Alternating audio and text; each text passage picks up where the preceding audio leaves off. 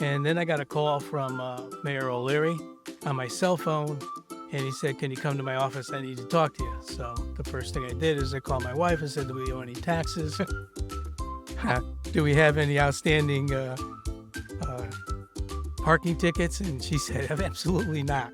So when I went down, I did talk to Neil, and he asked me if I would consider, taking this role as the Director of Economic Development. Hi, I'm your host, Tom Hill III, CCIM-SIOR, back here at Strike Zone Studios. We have a terrific economic development guest here today, Joe McGraw from the City of Waterbury, and we'll let him tell you a little bit about himself in a minute. We're underwritten by Ives Bank, with 3 local branches in the greater Waterbury area, loaning commercial and residential money and any kind of world-class community banking services. That's Ives Bank. And also universal copy of Naugatuck. I get all my copies, all my maps, everything, my postcards that you get in the mail, everything from universal copy. So, Joe, tell us a little bit about your job at City Hall in Waterbury. Well, thanks, Tom. Thank you for having me here today. Basically, I'm going to start with how I came to the City of Waterbury. I did spend 41 years in the office automation industry. I was in sales my whole career, in management. I think when I was about 32 years old, I started in management, stayed in different levels of management with 4 acquisitions to end up with a Fortune 500 company. So you survived those acquisitions I along the survived way? the acquisitions, of course, acquired more territory, more responsibility, and ended up being one of 2 director of sales for the Northeast region of our company. Quickly, for those people that may recognize you, he coached both of my boys at St. Peter and Paul with the J. Paul Vance. So you're known in the sports arena as well. Yeah, I had a great opportunity to coach with Paul Vance Sr. For almost 25 years. We did it together. He's really a close friend of mine. We did 23 at St. Peter and Paul, and then we did 2 at Catholic Academy. And I also coached at football for Waterbury Knights for about 12 years in the organization, becoming the president of that organization way back when That was football. When I had hair, yeah, that was football. We had them. They invited us to a party, me and Tom Shute, because we used to put them on WHR, and they were a rough and tumble bunch. Yes, they were. But they're winners, so that's good. All right, Yep. This is the how did you get here part of the show. Yeah, and I spent 41 years in that industry, office automation industry, and I did decide it was time to take a package and call it an early retirement, I guess. But for me, I was thinking more of a permanent retirement. I spent about 4 months. I had a little medical emergency I had to take care of. And then I got a call from Mayor O'Leary on my cell phone, and he said, "Can you come to my office? I need to talk to you." So the first thing I did is I called my wife and said, "Do we owe any taxes? Do we have any outstanding parking tickets?" And she said, "Absolutely not." So when I went down, I did talk to Neil, and he asked me if I would consider, taking this role as the Director of Economic Development. And he talked about his priorities and his visions to put the city back into where he felt was the perspective he wanted it to be in. So I did tell him I would do it. We had a handshake. He did say the only bad news is I really can't pay you a lot. Today's episode is underwritten by Ives Bank. You are not here to simply count the beans. You are here to live. Your financial journey is not about the bottom line. It's about your lifeline. Ives Bank helps you build bridges to your dreams. Commercial loans that help launch businesses, home loans that build futures, equity lines to fuel memories. You are here for more than sums and balance sheets. You are here to win, to play, to grow. You are here to thrive. Ives Bank, where money thrives. But my roots go back in the city, just, so you understand why. I'm born and raised in Waterbury. I was always involved in civic organizations. I was president of the Waterbury Boys and Girls Club, Waterbury Knights, president of the Kiwanis Club. I also ran the United Way campaign in 2009, sat on the board of directors of a lot of different nonprofit organizations. So my roots were here. My business, the company I went to work for when I started, was in Waterbury. When we got bought out, we got moved. We ended up being in Milford, Hartford, in Providence, Rhode Island, and New York. You're high mileage, man. Yeah, well, I had some high miles. It was like 240 sales reps, and we had 24 managers. We had, Rhode Island, parts of Massachusetts, Connecticut, and New York down to the Bronx. Good lesson. So what we're going to get into here is a lesson in municipal economic development, and you have a lot of functions on your job. So why don't you talk a little bit about the functions and the different categories of commercial real estate that you see and work in during your time here in the mayor's office in the city? Well, to break it down really into basics, there's really three basic fundamentals of what I do. Number one is that you want to understand your clients and your businesses that currently are in Waterbury, and you want to put together a retention plan so that you're familiar with them and you want them to stay here and communicate with the city, especially with the mayor. My job really is to work for the mayor to fulfill the obligations that he has through his term as mayor. The second part of that would be to recognize when it's time to expand, if we can possibly do anything to keep them in the city. We'd like to be part of that talk process to keep them in the city. And the last one is to recognize and to try to recruit net new businesses to come to the city. There's challenges in every city, and every city and towns is different. We work with the all of our different planning, zoning, and planning departments as well, and the plan and conservation over a 10-year period to try to fit in the businesses in the proper perspectives where they can go in the proper zoned areas. So you have to fit the puzzle, think about the neighborhoods, think about the zoning, and then I think you also later we're going to talk about utilities and all the stuff in the ground. So there's a lot to economic development. And what you really want to fulfill the obligations to end up being is, number one, is that you want to grow the grand list. Because if you grow the grand list in the city with commercial properties, the end result would be that we can reduce the mill rate. So when I started with the city, the mill rate under Mayor O'Leary was 60 mills, and we're currently at 43. So bringing in jobs, creating and growing the grand list allows us to have that equity to reduce the mill rate. And also it gives us the ability to help grow our bonding, to really improve our bonding rating. So many, many years ago, as you know, the city was almost bankrupt, and now we're rated as a AA bond rated city, one of the highest rating cities in the state of Connecticut, if not the highest. So you are doing borrowing, and the better bond rating makes the cost of the loans less money, and you have more lenders to choose from for a better loan packet. Right. And economic development, the office has a portion to do with that as well. So it's a combination of great management, leadership from the mayor and the departments as well. So it's a combination of, doing the right things to get the bond rating where it has to be. So let's talk about a couple of examples of something along talking about the planning process. Howland Hughes was one of the most famous department stores in the region, if not the state. And the owner tried to keep it going for a long, long time.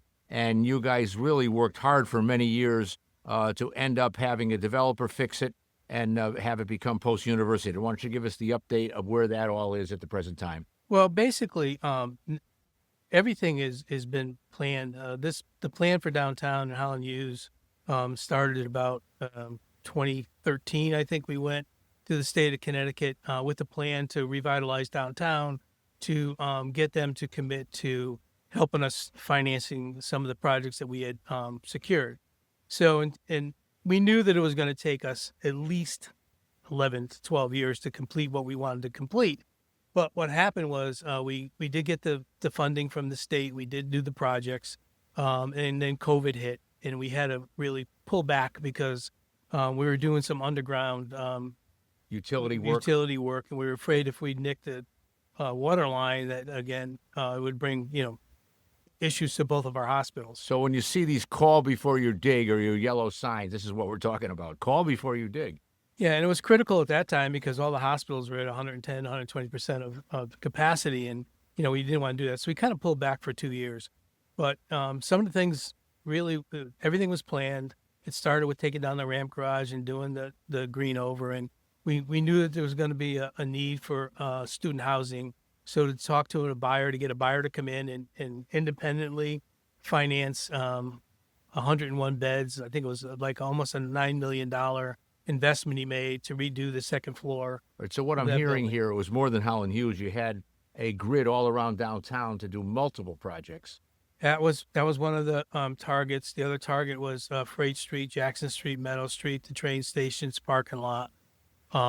We also targeted Howland Hughes building. We targeted 36 North Main Street as areas that we wanted to keep historically those buildings and turn them into something more productive that would bring employment downtown or bring opportunity for students downtown. Now, I work with Joe a lot, trying to bring business to Waterbury. And I remember way back when you would say to me, no, we rate all these projects. We have meetings about what are all the chances, what are all the opportunities, and what are the best opportunities, and you rate them and put them up and down. And it's pretty amazing over the years, all the things that are going and coming to fruition. Well, it really goes back to, the theory that, I was in a market for 41 years and it was a sales environment, and you really put everything into three categories, at least I did. And that's when you meet somebody and you have an opportunity to bring them into the city of Waterbury and they stay into maybe a 10 to 20% category. And then you build a relationship with that particular developer or the particular business that's trying to come to the city. And once you come to an agreement that, it's a good fit for both the city and also the investor or also the business to come in, it jumps up to like a 50% to 60% category. And then when you get to the final negotiations and it's pretty much a done deal, it goes into another phase and it takes time to get it done. So you just process every opportunity that comes into the city. And what we want to do is it's got to be good for not only the investor that comes into the city, but it's got to be good for the city as well. So it's got to fit in our zoning. It's got to fit into our our plan of conservation, which is a 10-year plan where the city has decided they want to put certain housing, where they want to put industrial, where they want to put some nonprofits. It's all about trying to fit those categories.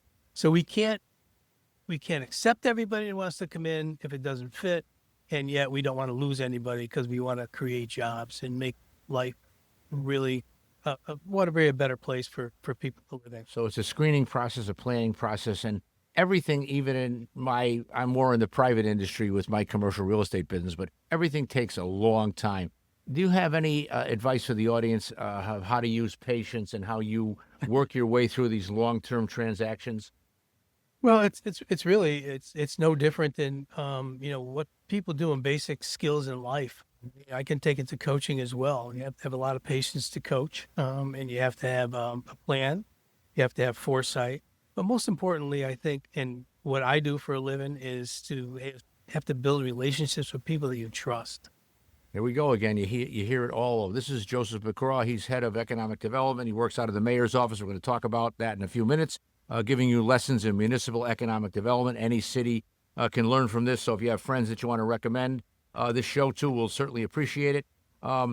We have a lot of good coverage by the former reporter from the Republican American, Michael Puffer, through the Hartford Business Journal. And he did a story on Waterbury recently with the Neil O'Leary building, Joe Gramando, and other transactions. And Joe's a multiple-time developer, speaking of building relationships. Maybe you can tell a little story about how you worked with him to do 4 transactions and a 5th one on the way, I think.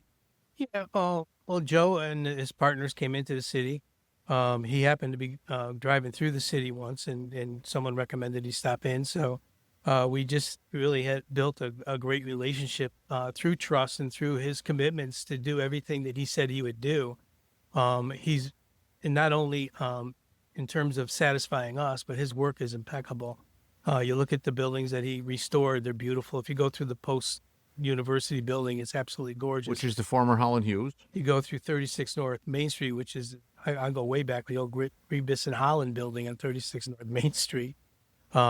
And, that building is spectacular. And that is the Neil O'Leary building now? It's the Neil O'Leary building. And you can see the story in the current Hartford Business Journal by Michael Puffer if you want to hear more.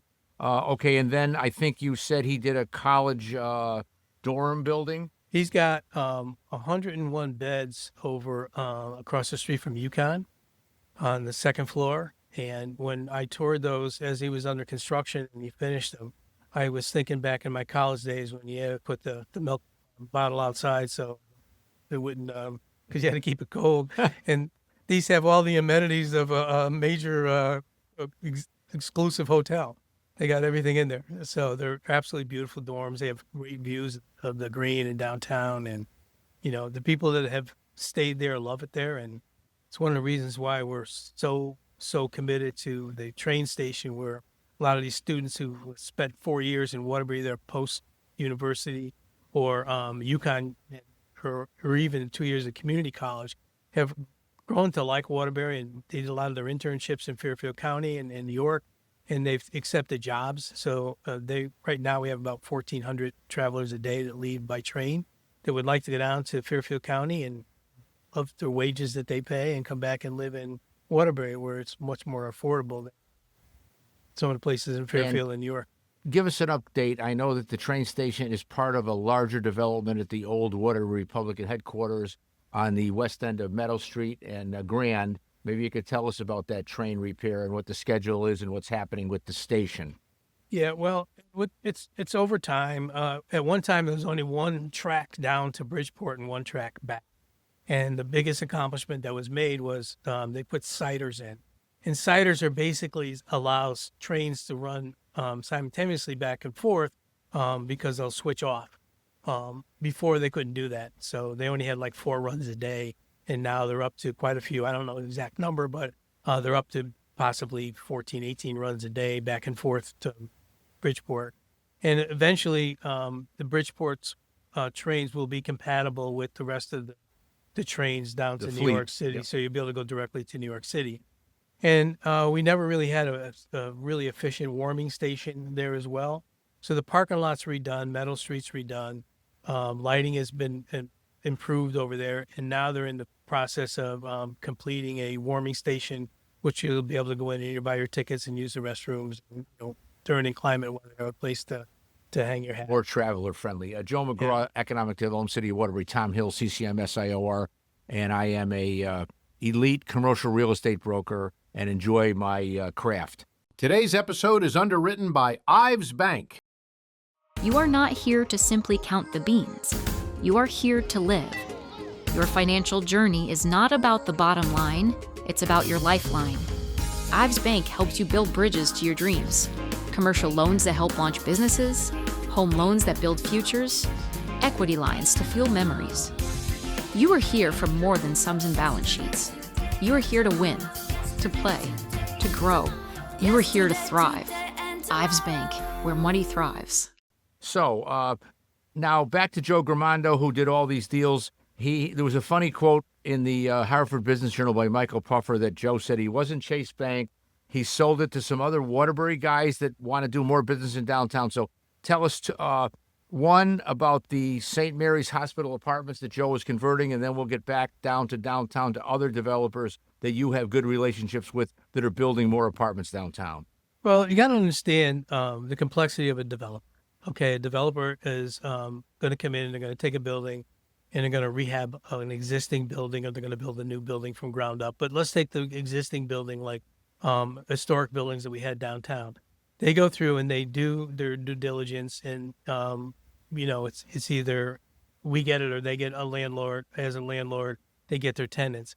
And then they move on to another building, and they have to move their capital sometimes from one building to another building in order to continue on the process. So if they sell something, they take that money and then go buy something else and do the same thing over again, right, in some category that'll make them rents. And the key is, for me, is to try to keep them into downtown Waterbury, and not take their developer, then not take their money and go to the city or town. But Makes sense. It's not always possible to do that, but when it is, it makes sense.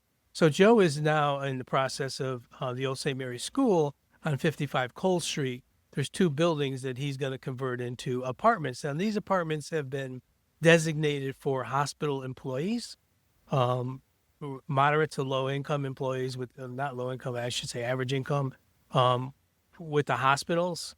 And so they're going to have some type of subsidy involved in terms of getting them rents close to where they work. So they're picking up the gap between market and cost with some of these extra enhancements.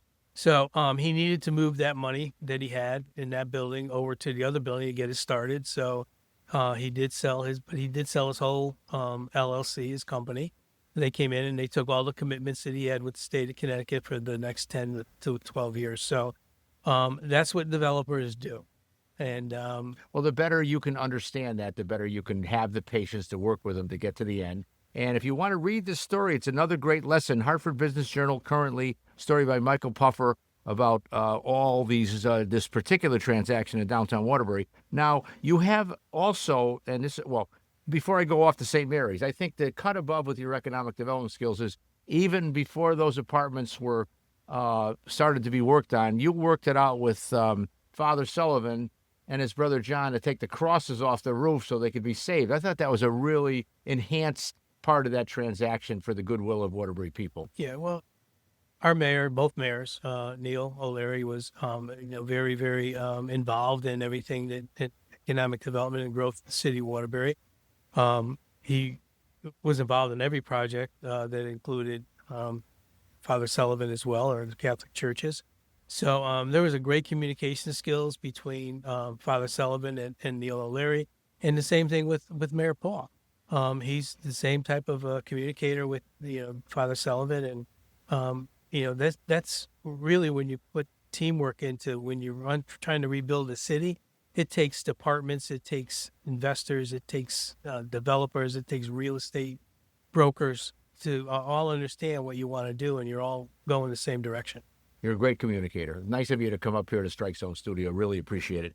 Back to loads of apartments in downtown Waterbury to put feet on the streets, as they say in the business. You have relationships with a bunch of investors, developers, rehabbers, and I think when Mayor Paul was on with me at Brass City TV, that he was saying something about an awful lot of apartments and a lot more coming. Exchange Place, these old pretty buildings, Broadcast Center, the old Webster Bank building across from the Green. A lot going on. Tell us a little bit about the relationships that get all these buildings converted to apartments.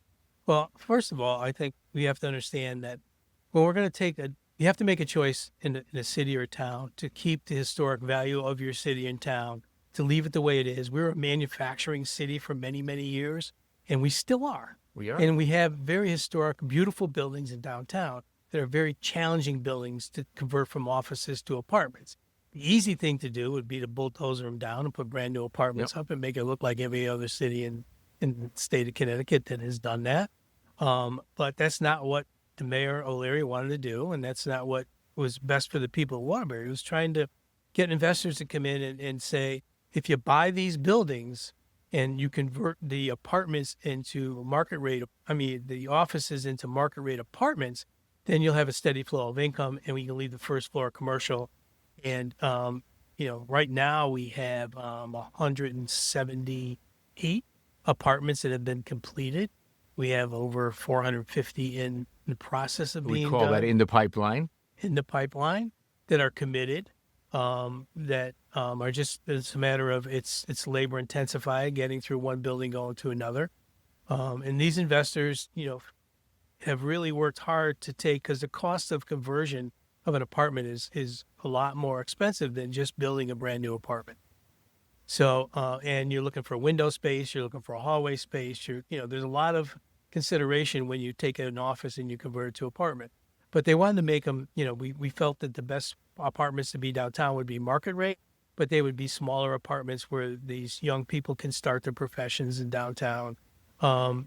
They can live in downtown, they can work in some cases in Waterbury and surrounding areas, greater Waterbury area, or they can hop on a train and head to Fairfield County and come back.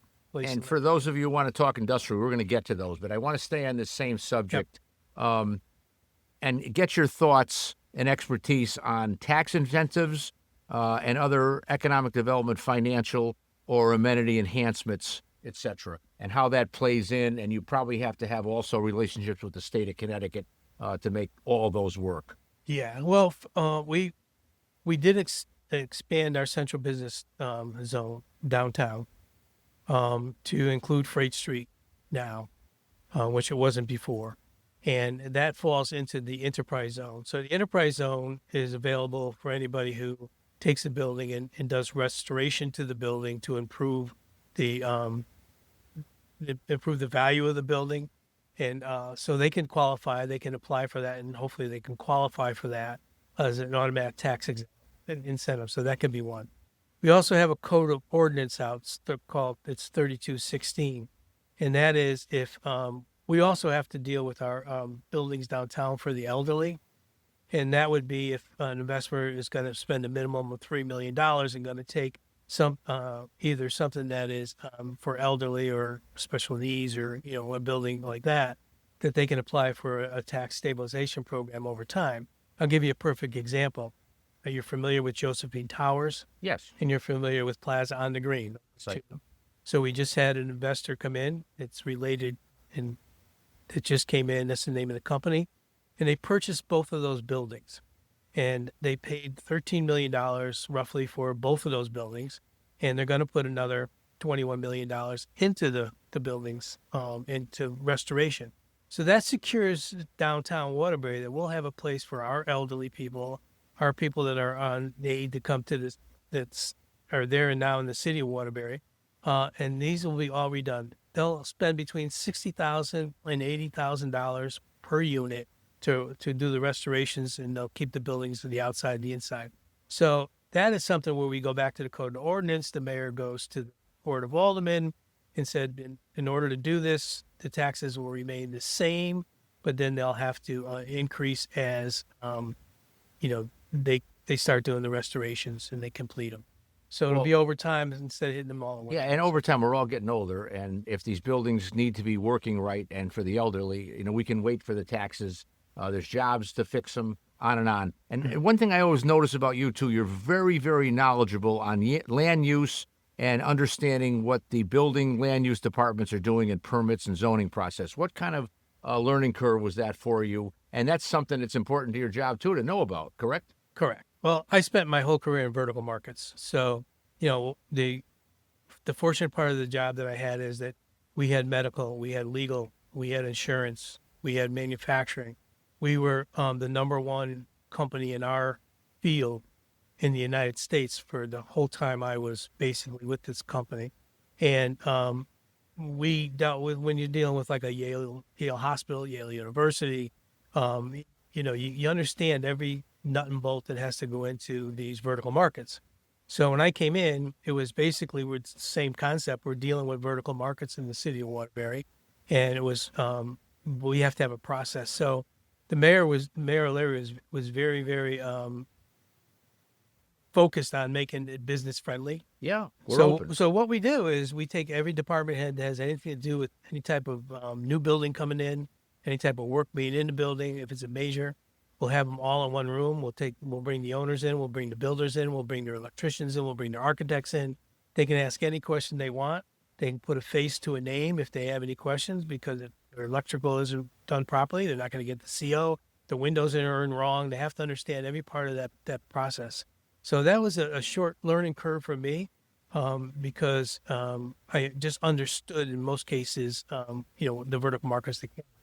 But I think it's one thing we do uniquely, and people say to us, investors all over the United States, Waterbury, Connecticut is the easiest place to work with in terms of understanding and getting things done in a timely fashion. Well, and I'll take a little liberty because I like to call myself a friend of yours, too. You're a very transparent dude.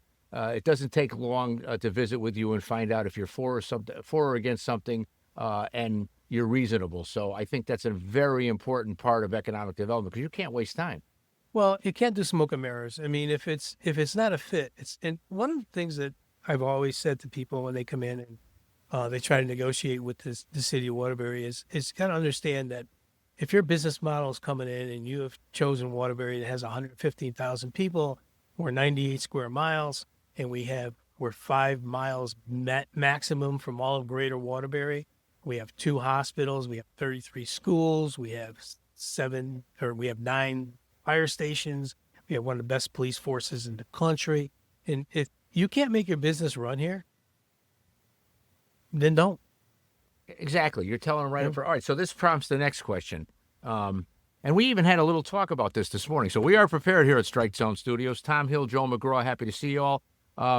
How should business owners, attorneys, developers, etc., approach you, and what should they bring if they think they might want to have an initial meeting about moving to Waterbury or Yeah, developing here? that's a very good question, and it varies from one business to another. So if a business comes in with an established business with opportunity, really good job opportunities, it's sustainable type of business. The discussions go right to, you know, whether it's going to fit or not fit.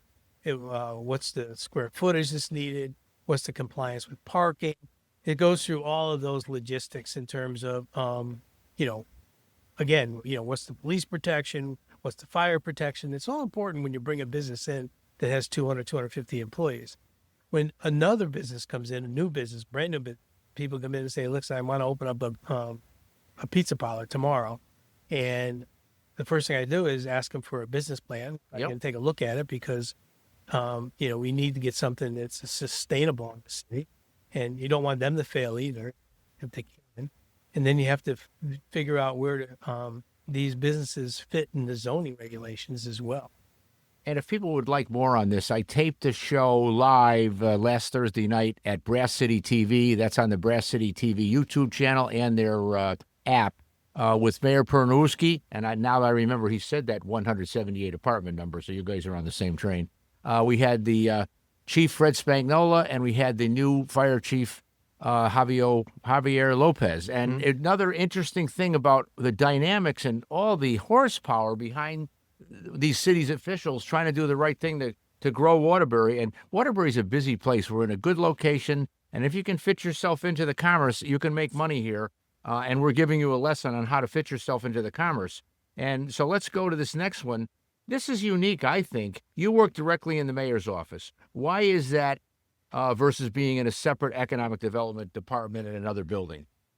Well, I'm going back to, again, when the mayor said, would you come and, consider doing this job as director of economic development? The communication has to be directly with the mayor, because in all cases, you're working for the mayor, you're working for his vision, you're working towards, you combine your vision with his vision to make sure you're on the right track, but it's his vision that you're working for. And one of the things that I really felt, if we're going to bring people in from out of town, one of the advantages that I have is they're coming directly to the mayor's office. They're visiting that beautiful building, that $40 million building. They're walking in, it says office of the mayor. So you already feel as though you already have that number one question as you're coming in as a business that wants to move in is, I'm right at the top. I'm here. I'll get all the questions and answers that I need. But that's only a psychological end of it. The other end of it was that the communication between myself and the mayor's office could be daily. And it could be I need to walk, either, across the hall or down the hall, or we're in the same environment to ask them a pretty important question versus trying to track them down. So, my relationship with both mayors is that, if there's a need to get an immediate answer to a question, I know where they are. Yeah, deals need to be taken care of right away. Time kills deals, so you have to stay working on them. All right, so we're getting into the second half of this program, and we're brought to you by Ives Bank, and they have 3 locations in Greater Waterbury. They loan commercial, residential money, and they're just great bankers all the way around, very community-minded. Universal Copy in Naugatuck. I get all my postcards, all my maps digitized, etc. at Universal Copy in Naugatuck. And I want to shout out to my producer at Brass City TV, John Frasco, who is Fidelity Finance, and he is a non-bank lender. So if you need private money, you can't get approved at a bank, you could try John Frasco and call me, 755-HILL, and I'll introduce you. Today's episode is underwritten by Ives Bank. You are not here to simply count the beans. You are here to live. Your financial journey is not about the bottom line, it's about your lifeline. Ives Bank helps you build bridges to your dreams. Commercial loans that help launch businesses, home loans that build futures, equity lines to fuel memories. You are here for more than sums and balance sheets. You are here to win, to play, to grow. You are here to thrive. Ives Bank, where money thrives. So let's do a little more specifics on all the people you work with in the cities. you interface with a lot of other city agencies, and I know when we did the show with the mayor, the police chief, and the fire chief, they were talking about groups that got together from all different departments when there were neighborhood troubles, things broke, etc., which I thought was pretty darn interesting. And I think you have a whole group of officials that talk about permits and companies coming in and how everybody can be in one room. Why don't you expand a little bit on that, please? Well, communication is very important, and time is also important to get some of these answers back to the investors and the people that want to come to work for City of Waterbury. We run an economic development meeting every Wednesday morning, and in that particular meeting is the director of finance, the budget director, the Waterbury Development Corporation, who we work very closely with. We'll get into that when we talk about Freight Street. It's also City Plan is there as well to talk about their challenges during the week in terms of zoning complaints and zoning compliances, things along those lines. The chief of staff is in that meeting. Head of legal is in that meeting, and the mayor is in that meeting, myself. So what we do is we update each other in terms of what's going on in the last 5 days that needs attention right away, so it doesn't get passed. And a lot of it does require the mayor's final approval or decision. So everything is laid out on the table every single Wednesday for 1 hour, sometimes a little longer.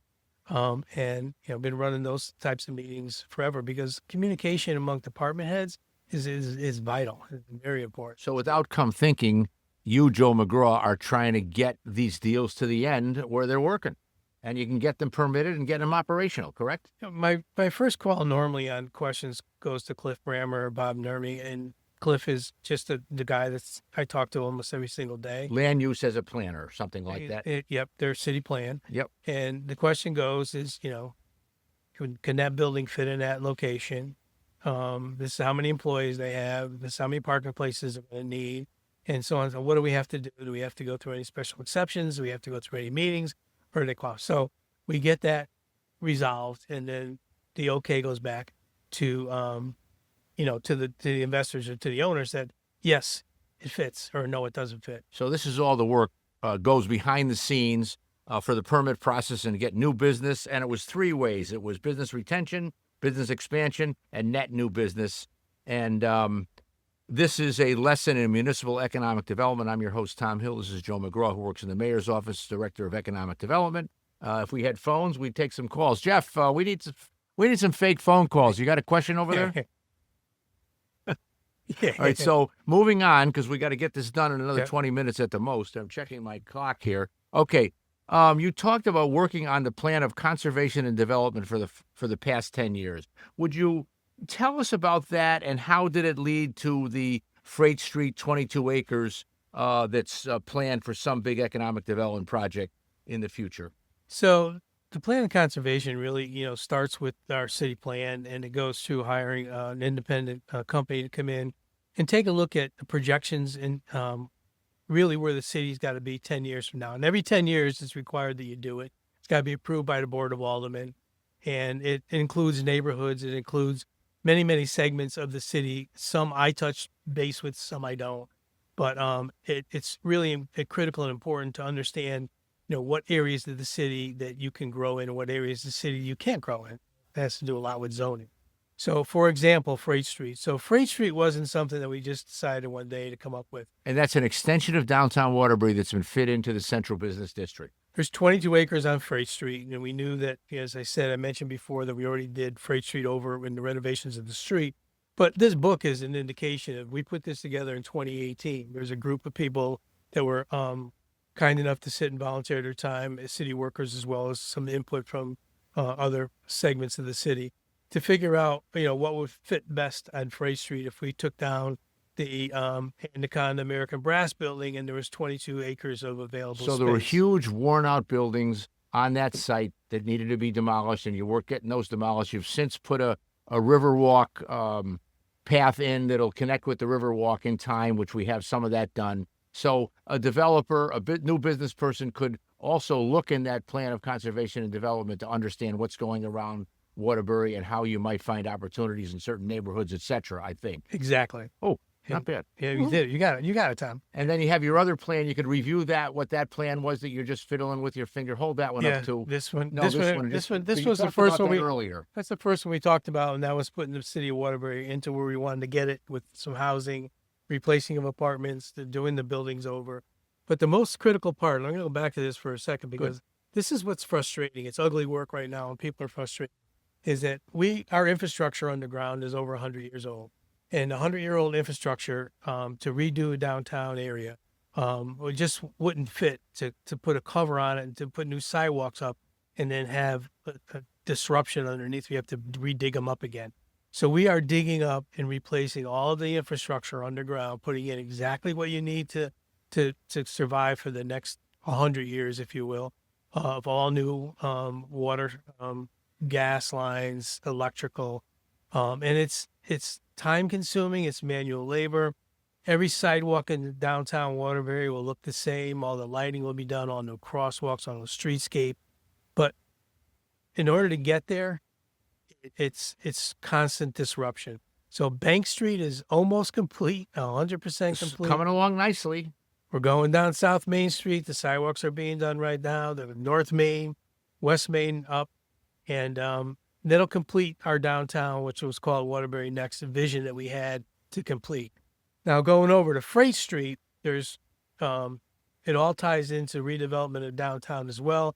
That street is already done. So whatever goes on that 22 acres of land, there's enough utilities and plan underground to handle anything at all. And in this terms is of not building. unusual in old cities. We'll be having Mayor Hess from Naugatuck, and I know you and the mayor worked terrific with him on the Amazon project. We'll try to get that in there a little bit in a few minutes. But he said the same to the folks who lived in Naugatuck. I know you're going to be in pain for a year, but for the rest of your lives, we're going to have the utilities to support all these new buildings we're developing. So that is common in old cities, and I think you're doing a good job. Just quickly before we move on, what do you see in the future for Freight Street? What might that look like, or what might come there? If you don't mind saying it, but if it's confidential, that's okay too. No. First of all, it's not 22 acres of clean land. It's 22 acres of brownfields. So Waterbury Development Corporation, under the leadership and CEO of Jim Nardozzi, is doing an unbelievable job in terms of working on our brownfields. And Waterbury Development Corporation project manages everything that the city of Waterbury does. They're doing the project management in downtown as well. So they have the responsibility of making sure they get companies to come in and clean the properties that are contaminated, our brownfields. But the monies that clean these fields only come in certain segments from the state and the federal government. So right now we just received $11 million or continuing the cleanup on Freight Street, which is 22 acres, to find out where the most contaminated areas of that property is and to determine what can be cleaned and what can't be cleaned and what can clean to what standards can be cleaned. So that project is going to be ongoing, for a little while later. But the overall plan is, and we're meeting with the state of Connecticut next week, they are also helping us put this plan together, is to do mixed-use development, is to have some housing, to have some restaurants, to have some businesses, to have a real 22 acres is a lot of land to put residential in there as well as commercial. So it's going to be a mixed-use development. The plans will probably go out to RFP nationally for a bid within the next year. We were going to take a look at what the state of Connecticut under they have a new funding called the Connecticut Municipal Development Authority, who has grant money because it's close to the train station. So it's within a half a mile. So they've been working with some plans to help us understand what they will not. All right, I'm going to take a shot here. Is this the MRDA that you were one of the first joiners of? CMDR, yeah. Okay. Connecticut, Connecticut Municipal Development Yeah, okay, Authority. Connecticut Municipal Redevelopment Agency. Authority. Okay. Are they really an authority? They're authority. With that said, though, folks, all this is what's going on to see your future. And I like the idea of this half mile around the train track. The Greenway, we're working that. There's another project in Naugatuck is going on. You've got a section in the south end of Waterbury for the Greenway. So over time, this is all coming into fruition. And we're doing this show today brought to you by Ives Bank to talk about Waterbury and what Joe does so that you can better understand the city you live in or the region, because Waterbury is a regional city. Okay, so let's now move a little bit towards industrial parks. And we have a bunch of them in Waterbury. And I know me and my intern this past summer canvassed every one of them. Captain Neville, Reedville Drive, Brookside Road. There's a couple out Industrial Lane out the East End, and I think there's 2 or 3 or 4 more. Progress Lane, Captain Neville, you got that, right? So Interstate Lane. So how do you, as Economic Development Director, take a whole other look at all these industrial parks for business retention, business expansion, and net new business? Well, uniquely, Waterbury has their industrial parks. Most of them are in hills, if you noticed. Yes. They're higher elevations, not in downtown area. Because Waterbury is like a bowl. Downtown's the bottom of the bowl, and then as you look, all the mountains surround the city. And most of our industrial parks, or all of our industrial parks actually, are elevated in a positioning compared to downtown. And quite frankly, most of them are over 90%. Most of them are 94 to 95% full. So no vacancy, they're all working. And so one of the challenges we have is we have limited availability of industrial land and industrial buildings. So we did put together a website. It's called Commercial Properties. It's under thewaterbury.com. And you can go under investors, you can go to commercial properties, and the commercial properties are listed for free for the real estate brokers to put in, as long as they're in Waterbury. They list the space, they can list the square footage, they can list the zoning, they list whether they're compliant or not for any type of grant money. And we then, when an investor will come and say, I need 10,000 square feet, but this is what I need. So 10,000 square feet doesn't fit everything. It depends upon the building, what they need: egress, doors, windows, high bays, parking, the strength of the concrete. A steel company comes in, they need a minimum of 12 inches of concrete to hold the steel. So you have to understand the physical buildings. attributes. And also, I think a big one is whether they want to buy or lease, correct? They want to buy or lease. And, that is absolutely part of it. And, whether they have access to 84, Route 8, how quick does it take them to get their trucks in and out? It used to be that they used to say that we were the greatest, the greatest point between Boston and New York for transportation. But really, it's between Washington and Boston.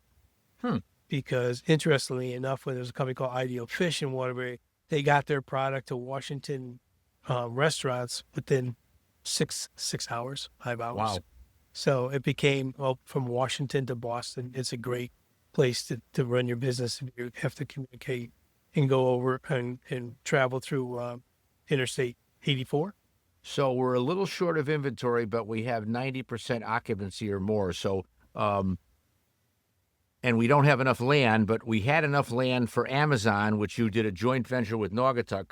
When might we see that open and hiring people?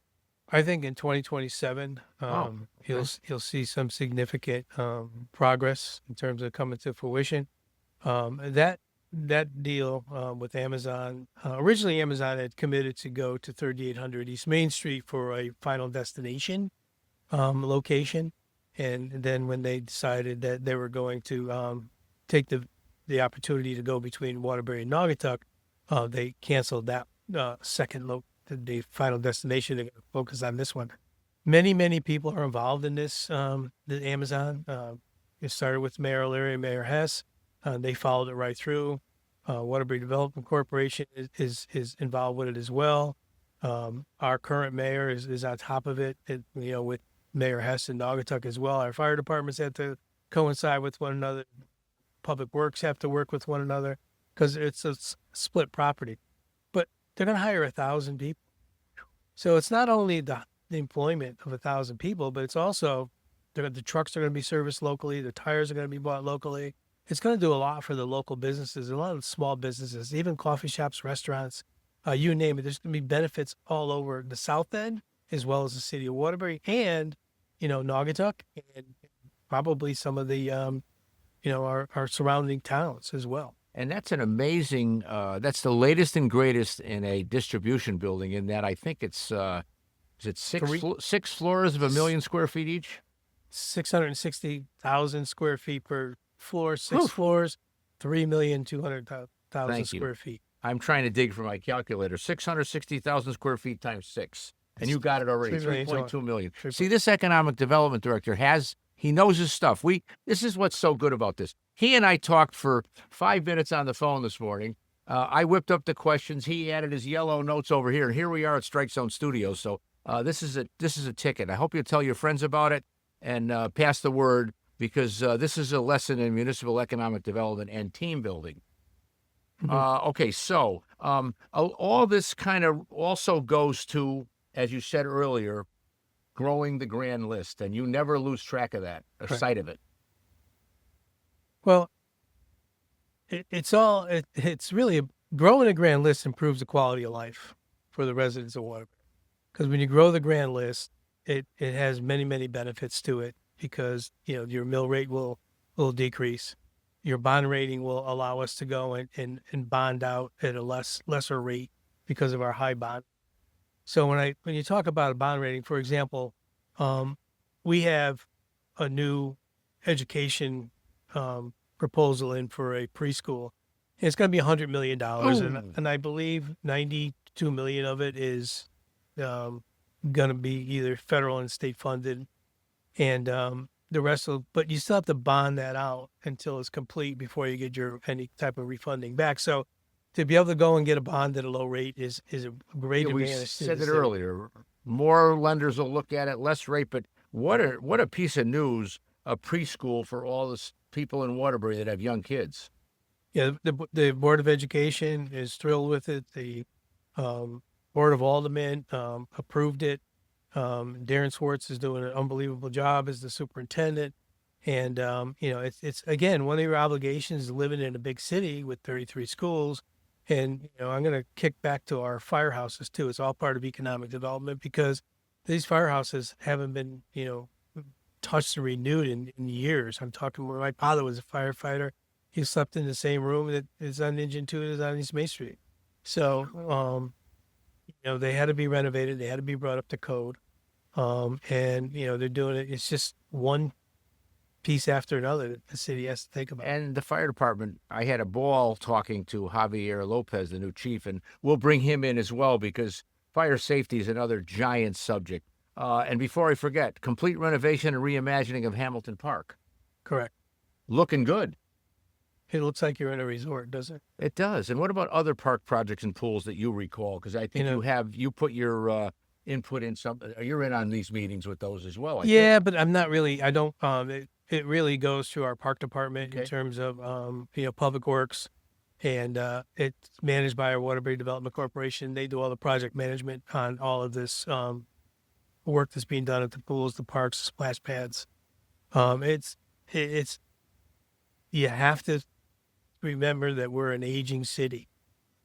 Yes, but I think you're doing this. Why I'm having you on. You're working on a ton of projects. You're all very transparent and willing to talk about it.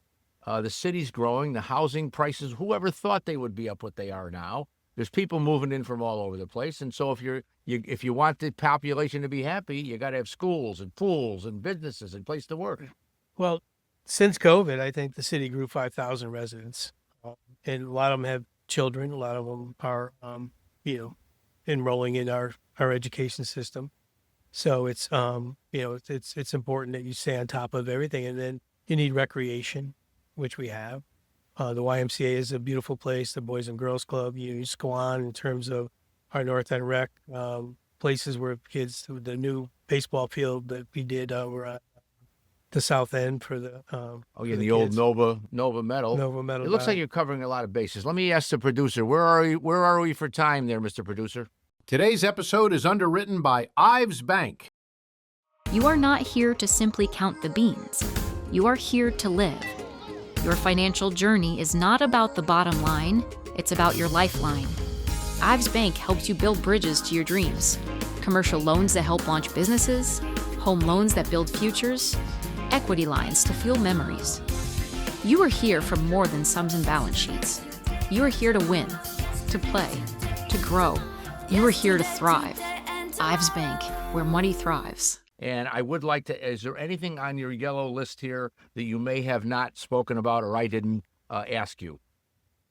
No, I think we basically covered everything. It's what we need is patience and understanding why we do rebuilding a downtown. I think that's important. When you visualize that we'll have, we projected in 2013 by 2028 we'd have 1,000 new apartments, and take 2 years off for COVID.